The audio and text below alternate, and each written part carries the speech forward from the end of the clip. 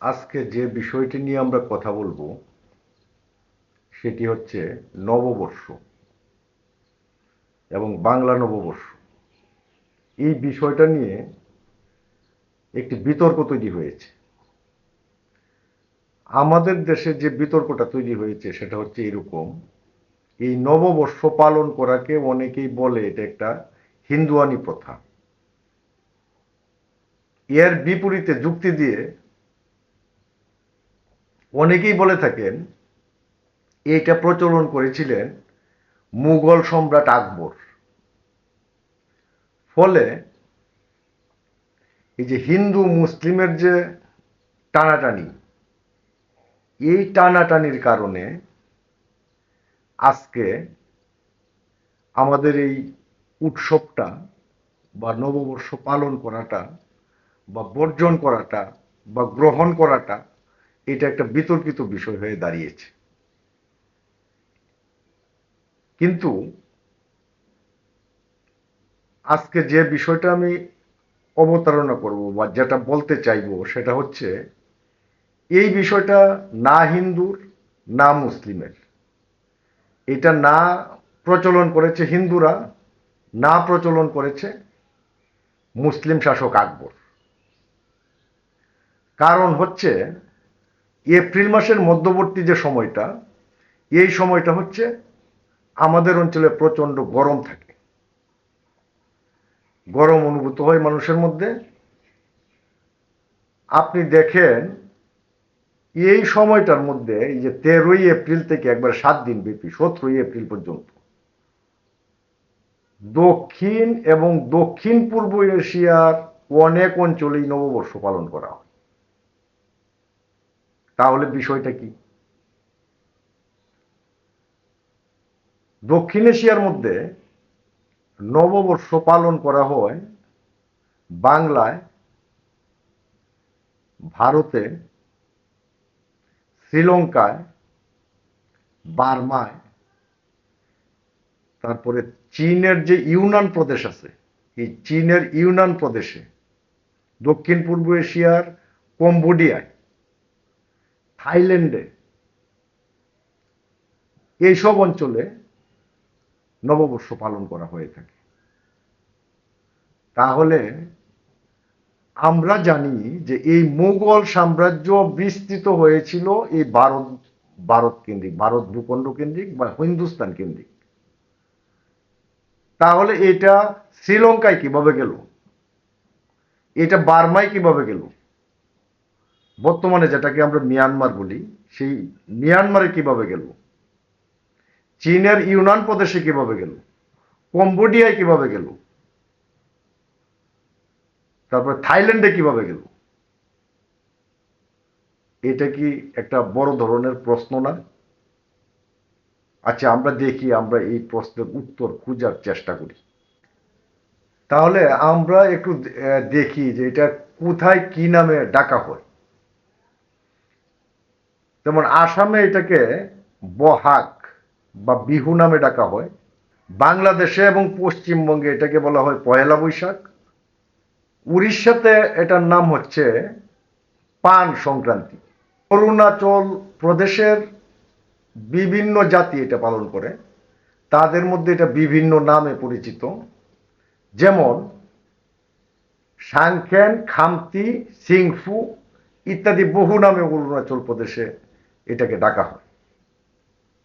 চাকমারা এটাকে বলে বিজু। এটা আমাদের অঞ্চলে, এই যে পার্বত্য চট্টগ্রাম অঞ্চলে চাকমা জনগোষ্ঠী আছে, তারা এই নববর্ষকে বিজু বলে। তো ঠিক তেমনি ভাবে ভারতের বিভিন্ন অঞ্চলে এটা বিভিন্ন নামে প্রচলিত। আচ্ছা, আমরা ধরে নিলাম যে সম্রাট আকবরই এই সন প্রবর্তন করেছিলেন, এই জন্যই ভারতে বিভিন্ন জায়গায় বিভিন্ন ভাষায় এটাকে বলে। কিন্তু আমার প্রশ্নটা এখানে না। তাহলে শ্রীলঙ্কায় কেন নববর্ষ এই সময়ে অনুষ্ঠিত হয় এবং তারা কেন এই উৎসবটা পালন করে? বা চীনের ইউনান প্রদেশে কেন, থাইল্যান্ডে কেন, অথবা এই যে আপনার মিয়ানমারে কেন? সেখানে তো সম্রাট আকবরের রাজ্য বিস্তার ঘটে নাই, তাহলে প্রকৃতপক্ষেই কি আকবর সেটা প্রচলন করেছিলেন কিনা সেটা নিয়ে একটি সন্দেহ থেকেই যায়। এখন প্রশ্ন হইল, আকবর সেটা আনুষ্ঠানিক রূপ দিতে পারেন, যেহেতু সম্রাট আকবর তিনি পুরা হিন্দুস্তানকে একটি জাতির মধ্যে আবদ্ধ করতে চাইছিলেন, সেটা হচ্ছে মুঘল সাম্রাজ্য, এবং তিনি জাতি বর্ণ ধর্ম বর্ণ নির্বিশেষে একটি ধর্ম প্রচলনের কথা বলেছিলেন। সেই ধর্মের নাম ছিল দ্বীন ইলাহি। এবং তিনি যে যে লুকজ যে প্রথা বা লুকায়ত যে উৎসবগুলি, সেইগুলি যদি তিনি তার রাজদরবারে যুক্ত করে থাকেন এবং জনগণকে সেটা পালন করার জন্য উৎসাহিত করে থাকেন, সেটাও অসম্ভব কিছু নয়। কিন্তু তিনি চালু করেছেন বিষয়টা, এটা আমি আসলে মানতে রাজি না। আবার এটা হিন্দুরা চালু করেছে, সেটাও আমি মানতে রাজি না। কারণ এই যে হিন্দু জনগোষ্ঠী, এই হিন্দু জনগোষ্ঠী এই দক্ষিণ এবং দক্ষিণ পূর্ব এশিয়ার শেষ কথা না। এখানে অনেক প্রাকৃত মানুষ ছিলেন, অনেকেই প্রকৃতি পূজারী ছিলেন। সেই সাথে এখানে বৌদ্ধ ধর্মের প্রভাব ছিল। দক্ষিণ এবং দক্ষিণ পূর্ব এশিয়ার মানুষজন বহু ধর্ম এবং মতের সমন্বয়েই তারা নিজেদের সমাজ ব্যবস্থা এবং সংস্কৃতি গড়ে তুলেছে। ফলে আমরা এটা কখনোই বলতে পারি না যে এটা হিন্দুরা চালু করেছে, আবার এটাও বলতে পারি না যে মুসলিম শাসক আকবর সেটাকে চালু করেছে। আসলে এটা একটা চিরায়ত সংস্কৃতির অংশ।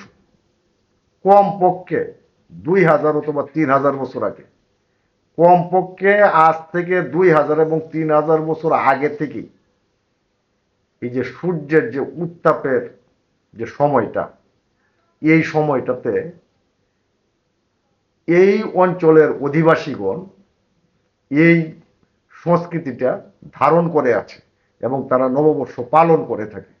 এবং এটা একটা শক্তিশালী, এই অঞ্চলের একটা শক্তিশালী সাংস্কৃতিক লুকায়ত সংস্কৃতির ভিত্তি। 2000 বা 3000 বছর পূর্বে বা তারও আগে মানুষ যখন বুঝতে পেরেছিল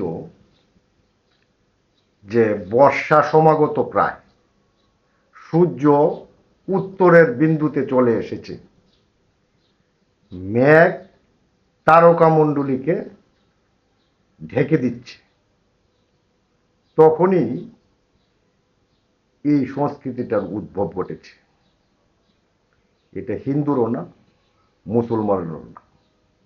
যতদিন সূর্য থাকবে এই দক্ষিণ এবং দক্ষিণ পূর্ব এশিয়ায়, যতদিন মৌসুমী বায়ু প্রবাহ থাকবে, ততদিন এই নববর্ষ উদযাপন প্রথাও থাকবে।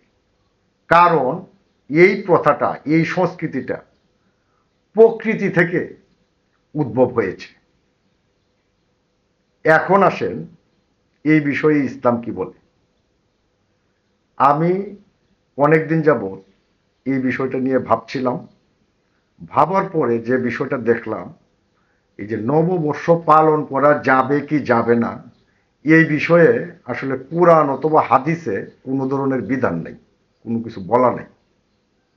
অর্থাৎ করা যাবে এটাও বলা নেই, করা নেই মানে করা যে যাবে না সেটাও বলা নেই। তাহলে সেই ক্ষেত্রে আমরা কি করব? আমরা এই সংস্কৃতিটাকে ফেলে দিব?